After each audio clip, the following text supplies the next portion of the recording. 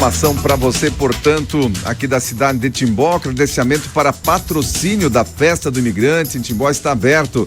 E para quem tem interesse em patrocinar a Festa do Imigrante aqui no Vale do Itajaí, a Prefeitura abriu o edital de credenciamento para a compra de cotas. Dessa forma, os interessados terão suas marcas vinculadas na divulgação do evento em diferentes materiais e a depender da cota escolhida. O credenciamento pode ser feito até o dia 25 de agosto. Conforme explica o município, existem 5 tipos diferentes de cotas para se credenciar. São elas: a cota Premium, onde o investimento é de R$200 mil, cota Black, que é uma cota única também de R$150 mil, cota Ouro, até 5 participações com 80 mil, cota Prata, até 5 participações também de 40 mil e cota Bronze, com até 5 participações de R$20 mil.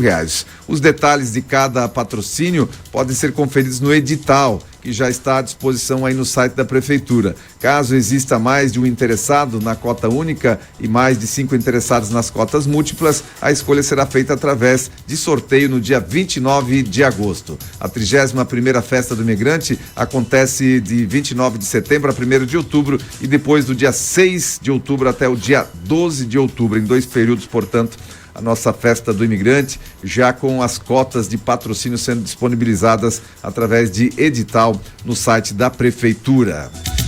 E importante, né, essa parceria público-privada aí também, porque oferece à Prefeitura as cotas de patrocínio que podem ser utilizadas aí no financiamento da festa e, por outro lado, para as entidades privadas, oferece a oportunidade de ter aí o seu nome vinculado a uma das festas mais importantes aqui do Vale do Itajaí, que é a Festa do Imigrante. O prefeito de Blumenau, Mário Hildebrand, do Podemos, foi convidado a se filiar ao Partido Progressistas. O encontro entre o prefeito e a recém-eleita executiva do Diretório Progressista de Blumenau ocorreu na tarde desta última sexta-feira, dia 11. Presidido pelo presidente da Câmara de Vereadores, Almir Vieira, do PP, o encontro serviu para apresentar ao prefeito os membros eleitos na convenção que ocorreu em junho e também para oficializar o convite para o prefeito a se filiar ao Progressistas. Ainda não se sabe se Mário aceitará o convite. Mário não poderá disputar o cargo de prefeito de Blumenau porque ele é considerado reeleito. Ele foi eleito como vice-prefeito em 2016, junto com o Napoleão Bernardes, que era prefeito na época, e saiu para disputar o cargo de deputado estadual em 2018. Com isso, o Mário assumiu então como prefeito de Blumenau e foi eleito para seguir no cargo nas eleições municipais de 2020. As movimentações também já acontecendo ali em Blumenau com relação à sucessão dos prefeitos. Em todo o Brasil já começam as movimentações políticas nesse sentido e nos bastidores principalmente já tem essa situação aí das filiações. O Mário Hildebrand está no Podemos e há o convite então para ele vir para ir para o PP. Vamos ver se vai acontecer isso. O Mário que vai somente poder apoiar alguém aí para substituí-lo na cadeira de prefeito lá de Blumenau, porque como o Julian já explicou, ele já é considerado reeleito, mesmo que não foi ele o eleito na primeira eleição, mas ele assumiu depois que o Napoleão Bernardes saiu para concorrer a deputado estadual, aliás, e foi eleito o Napoleão então, e o Mário assumiu lá, então ele já é considerado reeleito e não pode mais concorrer à prefeitura de Blumenau. A Câmara dos Deputados aprovou na última quarta-feira, dia 9, o projeto que estabelece multa para instituições financeiras no caso de realização de empréstimos consignados sem autorização expressa do beneficiário do Instituto Nacional de Seguro Social, INSS, ou de servidor público. A proposta depende agora do aval do Senado. Segundo o texto, a regra valerá também para operações de financiamento de cartão de crédito, cartão consignado de benefício ou arrendamento mercantil. A multa será de 10% se a instituição não provar que houve engano justificável ou fraude sem a participação dela ou de seus prepostos. O projeto pretende evitar situações em que aposentados ou servidores recebem valores que teriam sido objeto dessas operações financeiras sem autorização, resultando em encargos. como tem desses casos, né? A gente de vez em quando aí verifica, o pessoal reclama que aparece dinheiro na conta, o pessoal não sabe de onde veio e aí gasta o dinheiro, tem encargos, depois vem os descontos que não eram esperados, enfim, uma situação bem complicada essa dos consignados sem a autorização. Com a autorização está tudo certo, se a pessoa quer fazer o empréstimo consignado, está precisando do dinheiro, vai lá, tem o dinheiro à disposição, tem uma taxa de juros diferenciada, realmente empréstimo consignado para beneficiários aí do INSS e do funcionalismo público. Porém, o que deve acontecer é que isso deve tudo acontecer de forma legal, com a autorização, né? Começou uma farra aí dentro dessas instituições financeiras e bancárias, fazendo com que, forçando, né, com que vendedores, enfim, alcancem metas e alcancem cada vez mais número de pessoas, fazendo com que muitas vezes as práticas que estão sendo utilizadas sejam até ilegais, do ponto de vista de não ter autorização de ninguém. E aí o incômodo é grande, depois que está lá na conta, depois que gastou dinheiro, depois que começa a cair as parcelas e os juros na conta, fica complicado de reverter a situação. Mas tem um projeto de lei que está prevendo multa, então, para os bancos e agora vai para a sanção do Senado. Olha, o escândalo dos respiradores. Você ainda lembra desse caso? Dos 200 aparelhos que foram comprados por 33 milhões de reais, mas que nunca chegaram aqui no estado? Isso foi lá em março de 2020. O Tribunal de Contas do Estado pautou para segunda-feira, portanto, hoje às 14 horas, o julgamento desse polêmico processo que aconteceu ainda durante a pandemia da Covid em 2019. Conhecido como escândalo dos respiradores, o processo causou grande desgaste político no ex-governador Carlos Moisés. Até agora não houve nenhuma condenação formal nesse caso. Na época, ainda Carlos Moisés falou sobre o trabalho para a recuperação judicial do dinheiro gasto na compra dos respiradores fantasmas. Até no final aí enquanto Moisés ainda era governador, estava concorrendo à reeleição, se dizia que já tinha se recuperado boa parte desses valores, enfim, mas hoje é o Tribunal de Contas, então, julgando essa situação do escândalo dos respiradores aqui em Santa Catarina. Infelizmente, Santa Catarina figurou aí também na mídia nacional por conta desse escândalo envolvendo aí 200 respiradores e principalmente por se tratar numa época de pandemia, numa época em que a saúde era a urgência, a saúde que estava em foco, mas surgiu esse escândalo dos respiradores aqui no estado de Santa Catarina, que até agora ninguém foi condenado a respeito. Ficou se discutindo ali se o governador tinha ou não tinha participação, se ele tinha conhecimento, enfim, isso tudo durante o processo eleitoral, mas de fato ninguém foi condenado a respeito e agora, hoje então, o julgamento lá no Tribunal de Contas, e a gente vai acompanhar para ver o que vai acontecer de fato a respeito do escândalo dos respiradores aqui em Santa Catarina.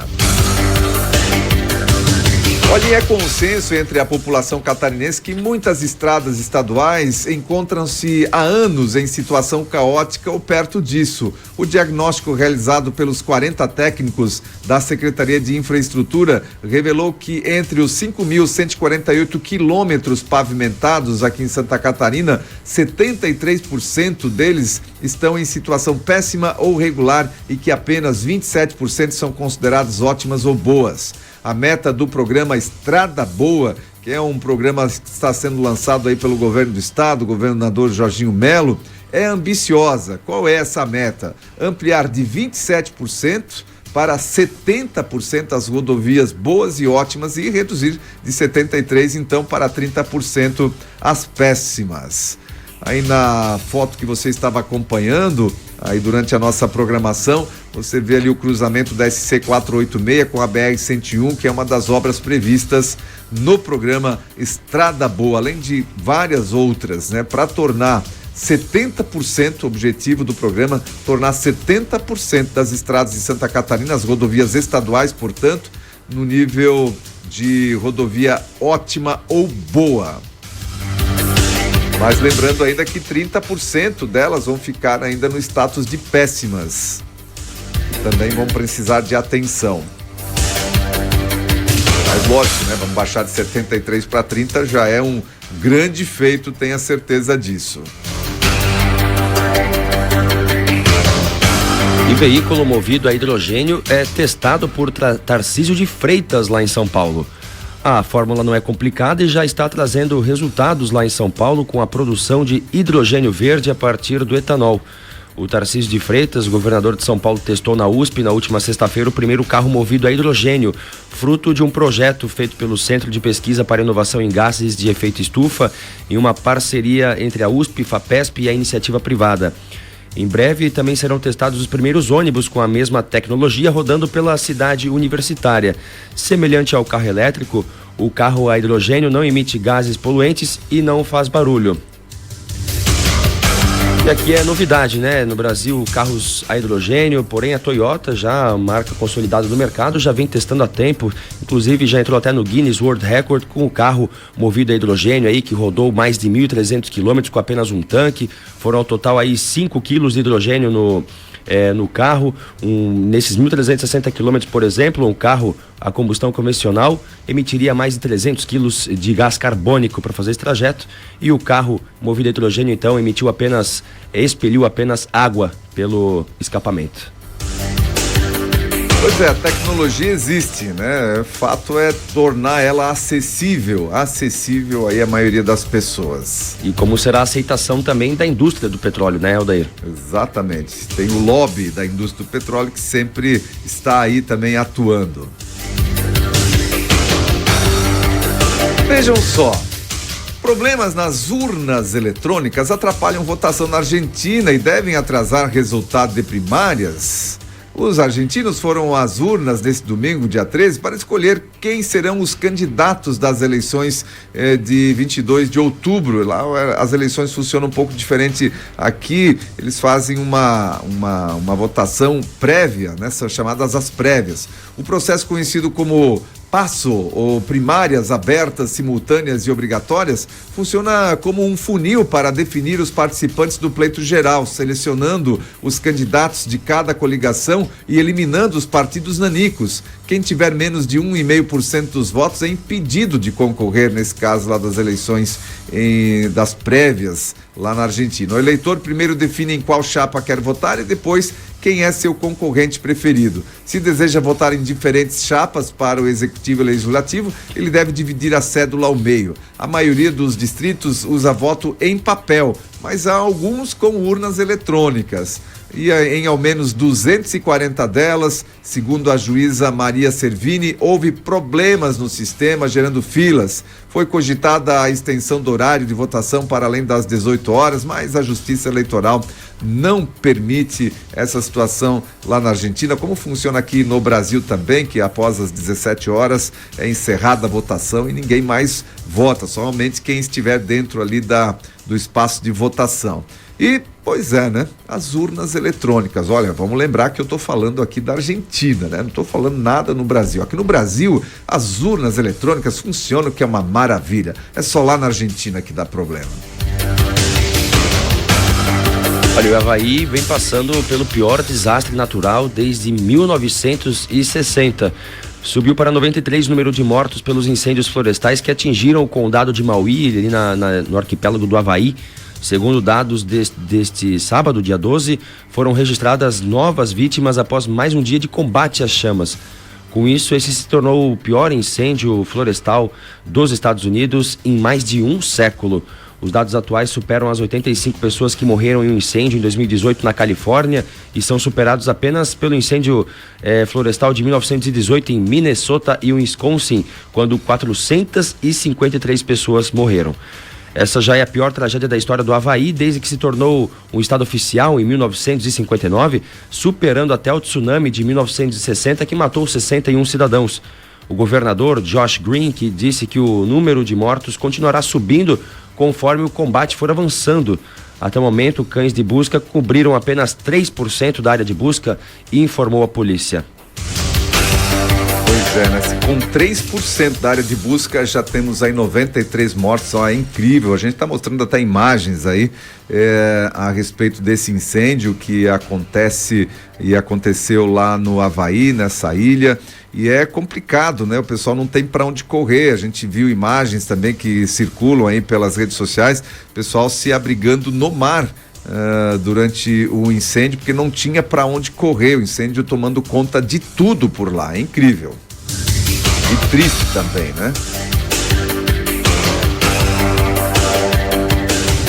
Olha, essa notícia aqui, antes de eu ler ela para você, antes de eu anunciar essa notícia, é bom que a gente fale aqui que não há nenhum tipo de restrição, né? Há nenhum tipo de manifestação religiosa.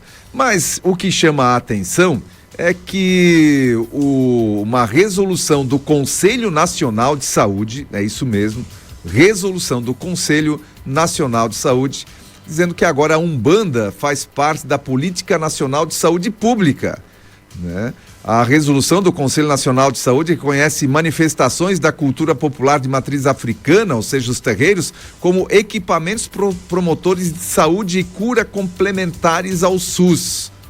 Eu vou até ler aqui diretamente essa da resolução do Conselho Nacional de Saúde, porque quando eu vi isso aqui, eu pensei, não é possível, né?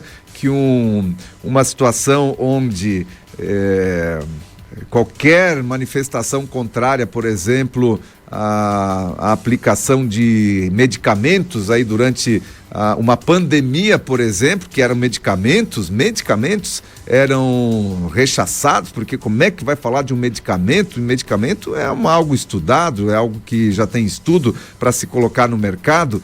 Agora, é fato isso mesmo? O SUS dizendo que aqui a Umbanda é promotor de saúde e cura. Eu vou ler realmente aqui o que está escrito na resolução do Conselho Nacional.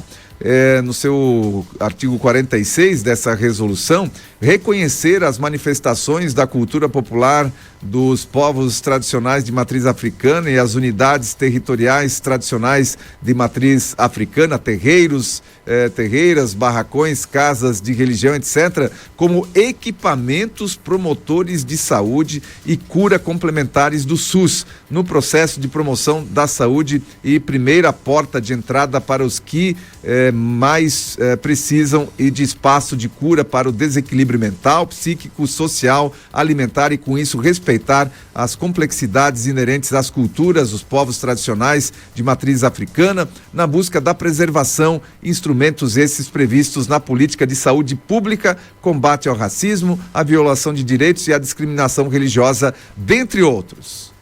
Então, a partir de agora, a Umbanda faz parte aí do Conselho Nacional de Saúde, de uma resolução do Conselho Nacional de Saúde, como promotores, equipamentos promotores de saúde e cura complementares. Aqui especificamente para o desequilíbrio mental, psicossocial, alimentar.